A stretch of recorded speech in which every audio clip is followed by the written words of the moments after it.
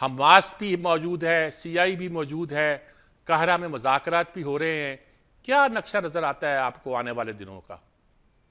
بسم اللہ الرحمن الرحیم. آپ کا شکریہ. جی دیکھیں یہ مذاکرات جو ہے نا اس میں کانٹینٹ ضروری نہیں ہے بانسبت ہے کہ ایٹیٹیوڈ ہے. یعنی اگر ہم اس چیز پہ غور کریں گے کو پتہ چلتا ہے کہ جی مذاکرات کامیاب نہیں ہوتا ہے اگر وہ پارٹیز جو اس مذاکرات میں ان کے ایٹیٹیوڈ مذاکرات کرنے والا نہیں ہے.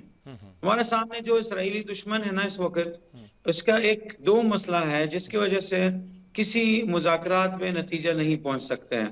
ایک اس کے انٹرنیشنل پریشر ڈپلومیٹک پریشر نہیں ہے اور خاص طور پر جو امریکن منافق ہیں وہ کچھ اور بتاتے ہیں اور کرتے کچھ اور ہے.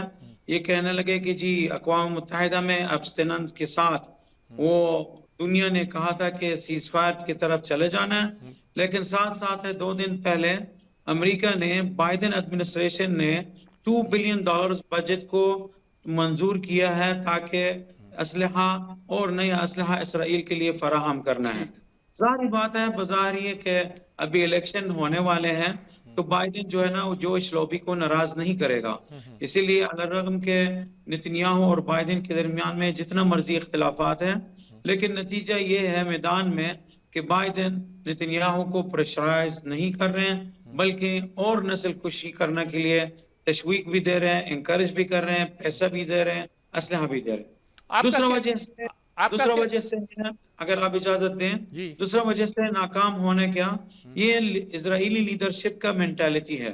وہ ایکسٹریمسٹ اور انتہا شدت پسند ہے اور وہ ساتھ ساتھ ہے کہ نتنیاہو آج اگر جنگ رکے گا کل جیل چلا جائے گا چونکہ جو انہوں نے گولز کو اناؤنس کر دیا حماس نابود کرنے کا اور ہاسٹیجز کو رہا کرنا میں کامیابی نہیں ہوا تو یہ جنگ رکے گا عوام کو کیا جواب دے گا. لذا اس دونوں ایلیمنٹس کی وجہ سے ٹھیک ہمیں ہر مذاکرات میں یہ دیکھنا پڑتا ہے کہ جی اسرائیلی ہے they are not thinking even of a peace for anybody. نہ وہ اپنے عوام کے امن کے لیے سوچتے ہیں نہ کسی اور کے امن سوچتے ہیں. ٹھیک بات. میں ابھی آپ سے پوچھتا ہوں کہ جو وہاں کی صورتحال ہے اس کو آپ کیسے دیکھتے ہیں؟ نقشہ سب دنیا جانتی ہے لیکن میں آپ کی زبانی بھی سننا چاہتا ہوں. میں پہلے عبدالشکور صاحب سے بات کرنا چاہتا ہوں اور خدمت وہاں بڑا کام کرتی رہی ہے. شکور صاحب کیا صورتحال ہے وہاں؟ شکور صاحب ہمارے پرانے ساتھی ہیں جی، یونیورسٹی کے زمانے کے صدر بھی رہے ہیں پنجاب یونیورسٹی کے، آج کل بڑی خدمت کر رہے ہیں. کیا آپ کو نقشہ نظر آتا ہے وہاں کا اور ہم نے کیا کام کیا؟ کچھ کام کیا پاکستانیوں نے؟ حضور میر صاحب ایک تو کام کی تفصیل تو میں بعد میں بتاتا ہوں لیکن میں آپ کو ایک اچھی خبر سنانا چاہتا ہوں.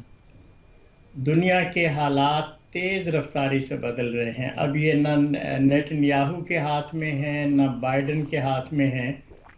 یہ وہ جو ہے نا ایام اللہ کی کیفیت ہے اور اس میں جنگ غالباً اور لمبی ہوگی لیکن اس میں احزاب کی طرح یہ بکھر جائیں گے، ٹوٹ جائیں گے اور انشاءاللہ فلسطینیوں کو آزادی اور ان کو اپنے مقاصد میں کامیابی ہوگی. ٹھیک.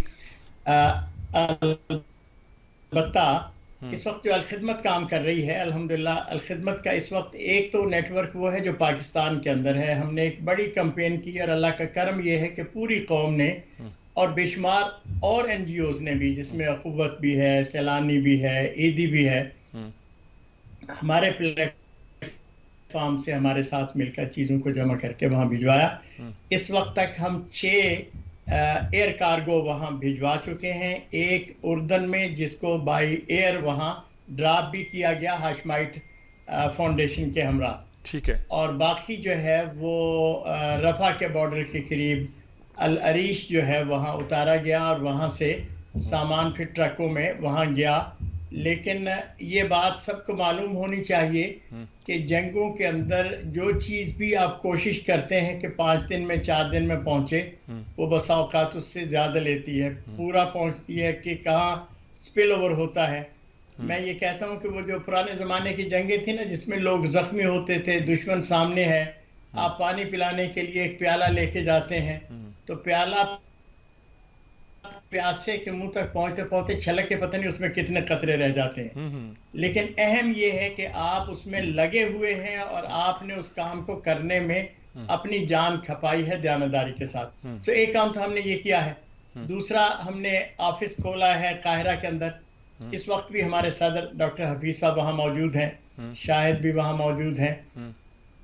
وہاں سے لوکل پرچیز کر کے ہم سامان بھیج رہے ہیں. تیسرا ہمارے جو ایفیلیٹس ہیں وہ ادارے جو انٹرنیشنلی کام کرتے ہیں, یو کے میں, یو ایس اے میں, آسٹریلیا میں, یورپ میں, ان کی طرف سے باقاعدہ ہم نے وہاں اکاؤنٹس کھلوائے ہیں اور سامان لے کر ہم نے 20 ایمبولینسز کا بندوبست کیا ہے. 2 کوشش کر چکے ہیں اندر بھجوانے کی, ابھی تک پہنچی نہیں ہے لیکن آن روٹ ہے, انشاءاللہ پہنچ جائیں گی میں امید کرتا ہوں. باقی جو ہی نسبتاً بہتر صورت ہوگی اس کو اندر بھجوانے کی کوشش کریں گے. کراچی سے ہمارا ایک بڑا شپمنٹ بائی سی روانہ ہو گیا ہے اور ہمیں توقع ہے کہ عید سے ایک دن پہلے یا ایک دن بعد وہ وہاں پہنچ جائے گا, اور اس میں 300 ٹن خوراک ہے اور کچھ کمبل اور کچھ ٹینٹس ہیں. اچھا, ملٹیپل ڈائریکشنز میں ہم کام کر رہے ہیں. ایک ایریا جو ہے وہ میڈیکل فیلڈ کا ہے. دوائیاں تو ہم نے بھیجی ہیں پاکستان سے. ڈاکٹرز کے لیے ہم نے کوشش کی, کوئی 3500 ڈاکٹر رجسٹر ہوئے ہیں اور آپ کو حیرت ہوگی اس میں سے کوئی 900 سے زیادہ خواتین ڈاکٹرز ہیں جنہوں نے کہا کہ ہم جانا چاہتی ہیں. البتہ ویزا آسان نہیں ہے. سو ہم نے یہ کیا کہ برطانیہ سے, یو ایس اے سے, کینیڈا سے جو پاکستانی نایاب ڈاکٹر ہیں ان کو انلسٹ کیا ہے.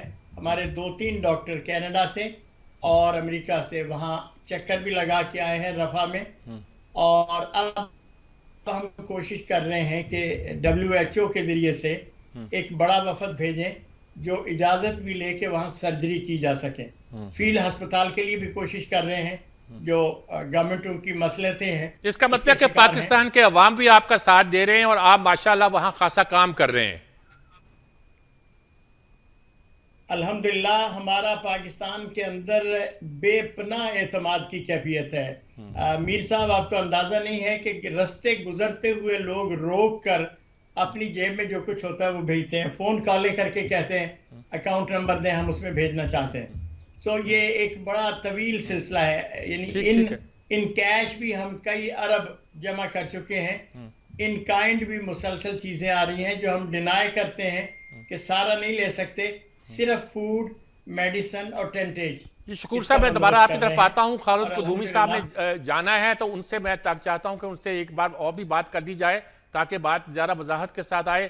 پی جے میر صاحب, آپ اپنا تھوڑا سا ان پٹ دیجئے تاکہ میں خالد قدومی صاحب سے بات کر سکوں اور پھر جلال محمود صاحب کے ساتھ پھر گفتگو ہم جاری رہے گی انشاءاللہ.